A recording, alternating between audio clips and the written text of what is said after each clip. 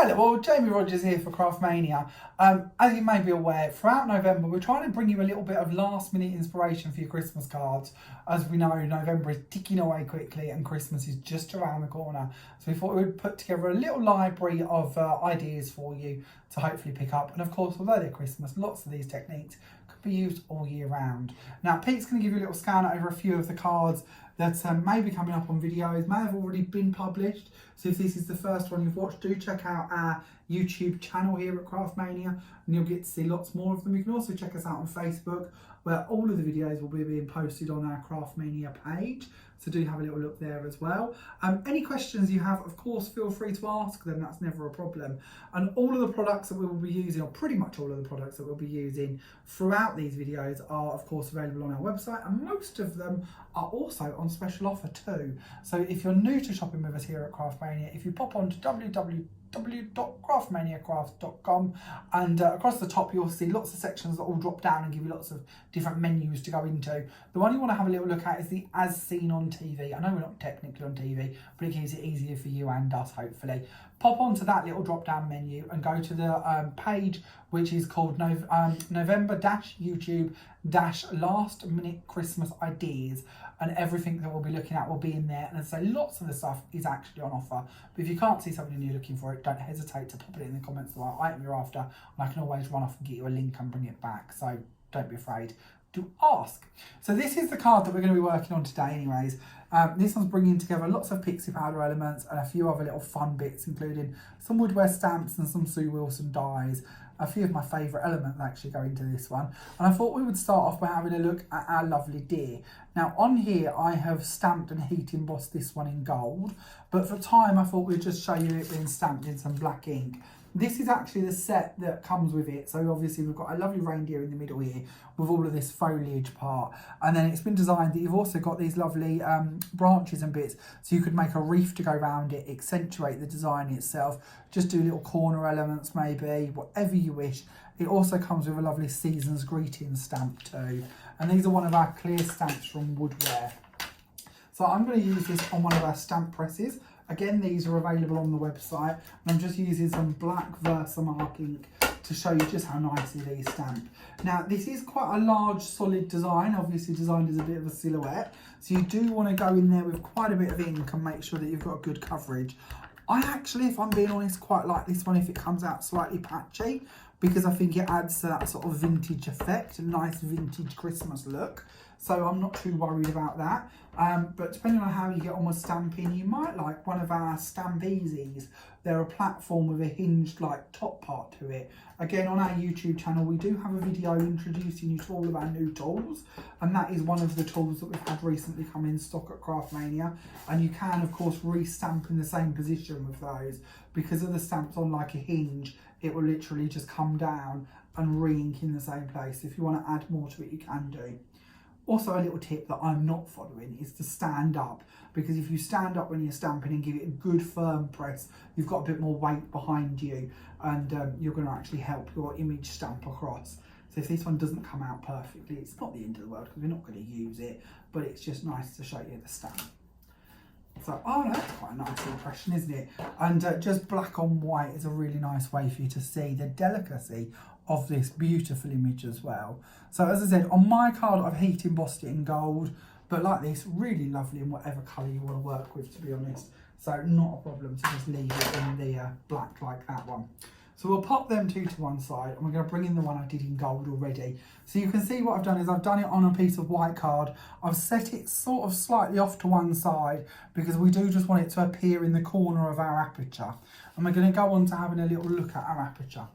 So what I've used for this is I've got one of our double stitched ovals by Sue Wilson, and I've cut this out to actually make my own aperture frame. I've trimmed around it using a guillotine, and I've just added a couple of pieces of foam tape to the top and the bottom of this one that we're going to remove. Now at this point I'm going to bring in our snowflake corner. Now this is beautiful. It's such a lovely, delicate die. When we launched these on telly earlier on in the year, or we had them on the telly earlier on in the year, they actually sold out and we had to wait an awfully long time for these to come back in stock. They are now back in stock with Craftmania. We've got them in at the moment, so if you do want to get hold of them, please do get them quickly. We have got a couple of videos going up with these on, and I have a feeling that when we've reminded you all of them, or you've seen them for the first time, these may well sell out quite quick. So they may already be gone, depending when this video gets uploaded. So do check out the website and see if they're on there. One of the bits I like about them, not only do they make really lovely corners, they also make really nice details for the flap of your envelopes as well. So if you do want to decorate your envelope a little bit, really nice for that. And you can also bring them together and glue them over the top of the snowflake and turn them into really lovely frames. And we have a little card up here on one of our shelves to show you how you could then pop an oval, a circle, a triangle, a square, whatever you want to shape in the middle of that, or just leave it open, and I'm going to give you a really pretty effect. As you can see, you could even pop them into an aperture of like an oval and give you some really nice detail coming in from there as well. So it's just a really lovely die. How we're going to use them is we're going to pop them at the top here, coming down on the top of our oval. I'm going to pop the other one down here on the base of the oval, just to give us that little hint of interest coming through on the inside, which again, I think is a really nice way to use these, because although as obviously they're designed as a corner element, they do go quite flat into these apertures. So again, if this was a circle or as it is an oval, that can look quite nice. So what we're going to do now is we're going to bring this onto our baking tray. Now, if you've watched me on TV or you've seen any of our videos before, you're going to know I like working with a baking tray. There's several reasons for this, but we're going to work with Pixie powders on this project, and they involve quite a bit of water. So I find a baking tray can be quite handy because it will catch all that water for us. It will also catch any of the Pixie powder that happens to go through onto lower levels. And Pixie powder will actually be reactivated. So if we spritz through here, we can go in and we can pick this colour up. And it's all still there. So it might be a bit muddy depending on what colours you've been working with. But if you want to make some nice gentle washes with it, so this one's got a bit grey, but we can pick up colours from any areas and actually turn these into quite nice washes just by giving it a little spritz. It will all come back to life depending on what colour you're using and where. I must confess I haven't washed my tray in quite a while because I do just tend to leave it and let it set. But it's all in there, and if you want to use it again, you can. Another reason I quite like working on one of these trays is because if you put the grill on top of it, this lovely wire mesh bit, the air will actually circulate around all of your cards. So when it comes to drying, if we take this off when it's wet and put it onto a smooth surface, it's going to sit in its own moisture and the air can't get all the way around it. With these, the air can get all the way around it and it's not sitting in its own moisture, so it's going to dry out quicker. So just a bit of a tip for you if you are new to Pixie powders. So we're going to give this a bit of a mist with some water to get that ready to take the pixies. Now, Pixie powders, if you've not seen them before, they come in these lovely little bottles. These are a dye and mica based powder which are in here. Now, each Pixie powder has its own ultra-fine nozzle on the top, and the way in which we use these is we literally turn them and tap them on the base. And when we do this, the powder will come out in quite a nice controlled format, and when they hit the water, as you can see, they're going to firework out a little bit. Now, there's 26 colours available in Pixie powders, and they do vary quite a lot throughout them. Some colours will give you, like this one, just a tone-on-tone effect, for instance. So we've got, this one's called Aqua Lagoon, by the way. So we've got some really nice sort of tealy, bluey shades in there. The aquas are coming through. Other colours, so like pale olive, for instance, which you'd be thinking you're just going to get a nice subtle green, that's actually got bits of orange in it. And bronze and bits like that, so you really get some different tones. Again, all available on the website if you've not seen them before, so do pop on there and have a little look through the colours because there's loads to choose from. We can then go on with Midnight Blue. So the Midnight Blue is going to really darken this one down a bit because it's obviously a lot darker blue than our Aqua Lagoon. Now, you can go as heavy or as light with these as you want to, and you're going to see that in our Midnight Blue we've got these lovely purple shades coming through as well. That's all played for, that's intentional. Your Pixies really will give you lots of depth and colour. Now, I quite like it when my Pixie powders go quite dimensional and sit on there quite heavy. You don't have to do them like this. You can spritz them out and have them really light, like this frame. So if you really don't want too much texture to them, not a problem, we can aim for that. Just keep spritzing with water and let that really work down so it becomes quite a pale colouring. On this side, we're going to go a bit heavier and we're going to add in lots and lots of product. Now these bottles do actually come chocker full when you get them. They're literally jam-packed full. So value for money wise, you do get a lot in here. So you don't have to worry about being too sparing with them. We're then going to bring on the white pearl because this is Christmas. So we want a nice snowy effect as well. And it's quite nice to lighten it down a bit. Something else you can do with your Pixie powders is you can actually paint with these too. So if you want to, you can tap them out onto a tile, mix them with a bit of water and a paintbrush, and you could then paint in pictures with them or colours with them, and they're going to dry, giving you a nice pearl effect. Now, the only tip to tell you, actually, I should have shown you this before I just spritzed it. If you end up with a little pile of Pixie powder, so we're going to aim for this here. If you end up with a little pile like that, where the top of it hasn't yet been activated with water, when this dries, that powder will just brush off because there's nothing acting like a glue to hold it. So do make sure that you give it all a good spritz. Make sure there's no dry areas. It's the water that will activate the Pixie powder and keep it adhered to your surfaces, your cards and bits like that. So do make sure you do that. We'll pop them out of the way for the minute and we'll leave this to one side. Now, a question we often get asked is how long does this take to dry? Honestly, that varies considerably depending on how much water, what type of surface you're working on, what your room temperature's like. You can heat it up with a heat gun and it will force dry it. I personally think you get a slightly better finish if you leave it alone, but the choice is yours. This is one I've already done and allowed it to dry. Now, hopefully you're going to get to see the texture here. So as I mentioned, I quite like it. So it feels rough to touch, not obviously horrible to touch, but the texture of it is slightly rougher to touch because all of these colours are now all piled up on each other. And we can see we've got them dark blue elements, we've got them lovely aqua elements coming through. We've even got the white still shining through from the white mixer and or the pearl white. And we've got it, of course, going across our snowflakes again, which I think is just really pretty. And anyone who's into Frozen, you could probably think of a million images and bits you could pop inside this if you've got those too. So lots and lots of options for this. It also looks really lovely with our angels that we have. Sue brings out a different angel every year and you're going to see them on several of the cards in front of me, which could be really handy for you. So we're going to pop this on the top there and we're going to cover up the rest of the white. We're going to go over the top of our lovely reindeer. So he is popping around on one side of our card because that's where we want him to be.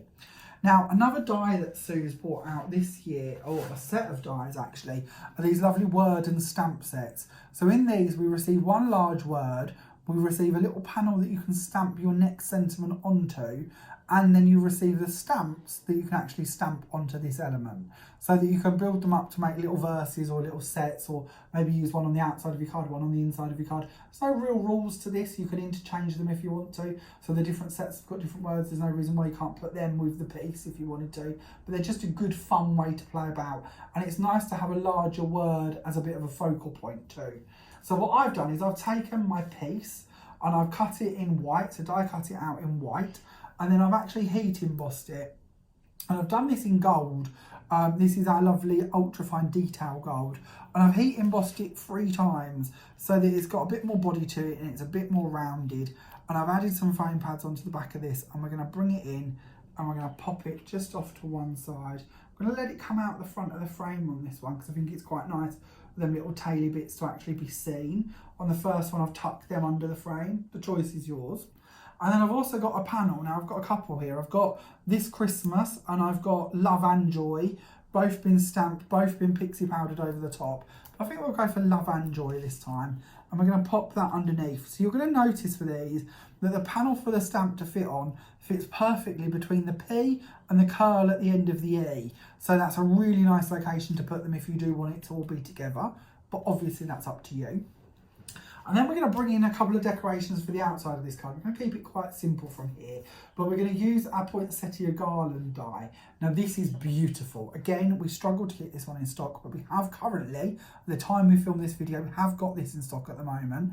And we have our lovely garland corner, which of course has got all our lovely holly bits coming out. We've got our poinsettia there. We've got a couple of extra sprigs, which are just screaming out to have little berries or additions, pearls put onto these.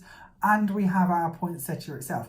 Now this fits perfectly behind our lacy work. So if you want to, cut this in green, cut that in red and pop it underneath. And you've got all these lovely green vines on top of your poinsettia, which looks really nice. Also a really good one for inking and colouring. But all I've done is I've taken just the floral part, just the flower part of the poinsettia, and I've layered 2 of these together, and I've sort of broke it in the middle because it is joined, but it's quite easy to break, so that I can 3D these up a little bit. And I've literally just pixie powdered all of the flower once it's been made. So it's again done with the same 3 colours just to give it the same tones as what's beneath it. And I've stuck a few pearls in the middle here. And then all we're going to do is bring in our Cosmic Shimmer glue. This is our Dries Clear glue, which we of course have on the website. I'm going to pop that down in the corner. And then I've gone ahead and I've cut a couple of the little branches out of some gold mirror card. I've stuck some really nice big pearls on this one. I'm going to pop that coming out from the side, just to bring that gold in. We've got the gold in the layer underneath, we've got the gold in the wording and in our stamped image. So it's nice to bring a bit of gold to the front of the card as well. I'm going to pop the other branch coming out in the top corner as well. And there we go. Just turning it again back into sort of a corner element.